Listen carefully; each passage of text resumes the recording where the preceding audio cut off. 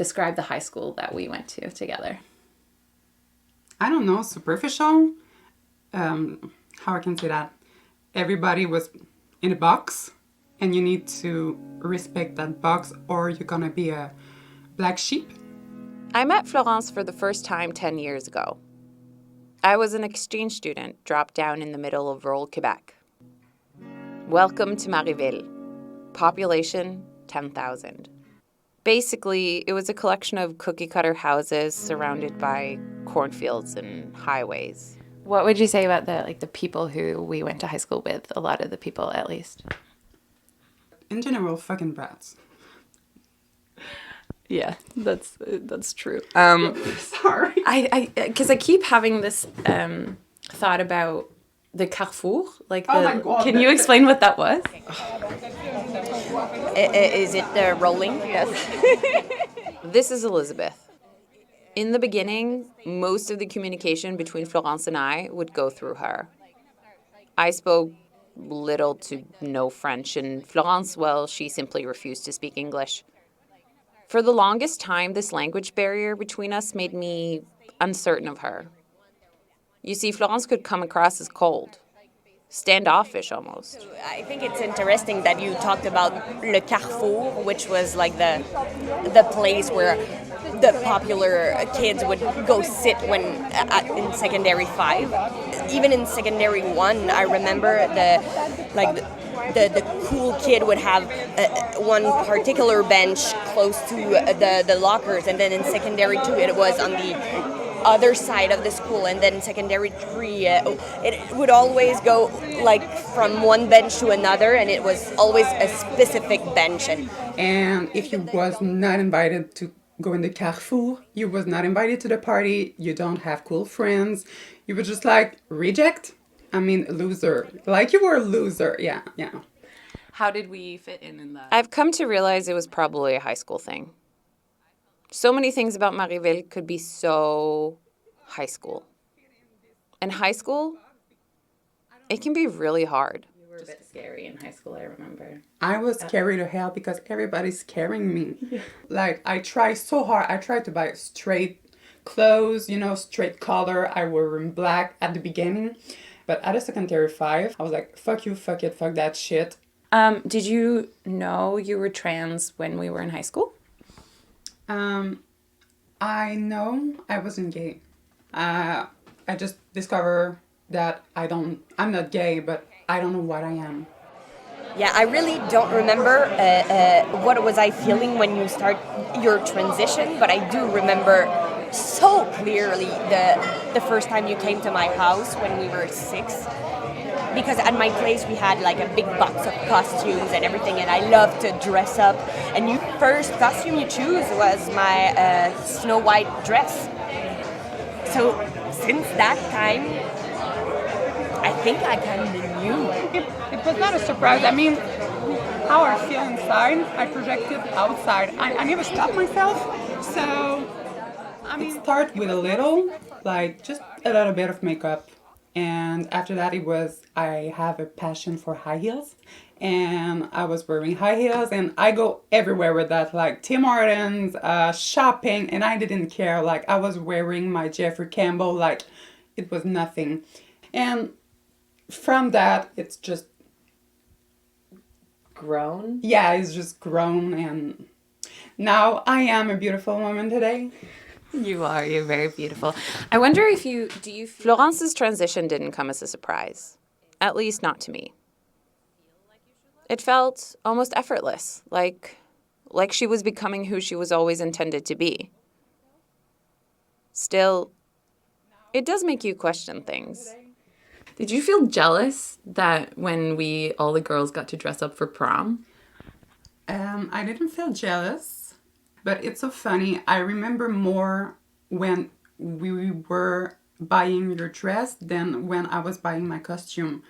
You seemed a lot more passionate when you were talking about my dress. Passionate, that is the word. In Marieville, prom is the most important part of your entire high school career. I remember girls in my multimedia class looking at prom dresses in September. Florence helped me pick out my dress. It was a navy blue and white Betsy Johnson pinup dress. It was, in short, the dress. Get your dress, and every other dress was disgusting because they were like fluffy, you know, a cake dress, disgusting. When Florence saw it, she immediately agreed to be my prom date. It's so funny because I also thought about the fact that, you know, despite going to a high school in the middle of nowhere where people are quite bigoted, I still ended up going to prom with a girl. It was like destiny. The worst part for me was to tell my grandparents, because until today they don't understand, and it's pretty rough when you are at Christmas and you dress up very nicely with the dress, with heels, with beautiful hair and makeup, and they call you your previous name. And it's so sad because I was so close with my grandparents, and today they are just very, very cold with me. Not my grandmother, it's more easy with her, but my grandfather is still so cold, and like we were close. I understand the grandparents are a hard part. That's very sad. Mm-hmm. I used to, when I was a kid, I realized I was gay, or at least not straight. But I remember being like 13 years old and realizing that I was really into women. And thinking, oh, I'm just going to wait until my grandparents die. Oh. You know, like it's so sad, but it's... Florence says nothing could deter her from transitioning, not even her own family. It was simply what needed to be done. When I was looking in the mirror and my body started to change, because, you know, a body of 16-year-old man is very different than a body of 18 or 20-year-old man. So when I saw myself in the mirror and I saw that my waist wasn't smaller than my hips, I was freaking out, and I just can't. I feel like it's not supposed to be like that, and I need to change that very, very quickly because I'm gonna fall apart. I think it was not a shock for anybody because it's stay me. It's like, I'm the same person, and I have a lot of friends, like two girls, who was not stopping me, who wasn't telling me that's weird. Why are you judging you? Or like my parents, when I think about it, they didn't, and I'm so happy. Instead, she relied on her friends through the hormones and the surgeries and the entire transition.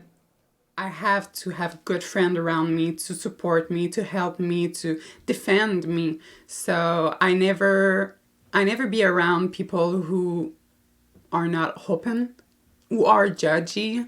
I don't need their opinion. I don't want their opinion. And of course, I'm gonna go at the reunion for the 10 years because I want to show them, like, I'm the boss, bitch. You were bullying a little boy who was not comfortable in his skin, but look at me now. Do you think that they would recognize you? Yeah. Yeah. I think so, because I'm fucking famous. je vais dire ça sans le fucking. I'm famous. So I'm sure everybody know me on Facebook or on Instagram or whatever, because I was the scoop of the secondary, you know? I was the little black sheep, and I think today everybody would know who I am. So I'm just going to end with this last question, which is, what would you say to yourself in high school? Keep going. Don't stop. You can't stop. Like, even if people try to tell you you're strange, you're not. You are just different. And your difference makes you beautiful. So that's you. I love that. That was very, very beautiful. Thank you so much, Florence.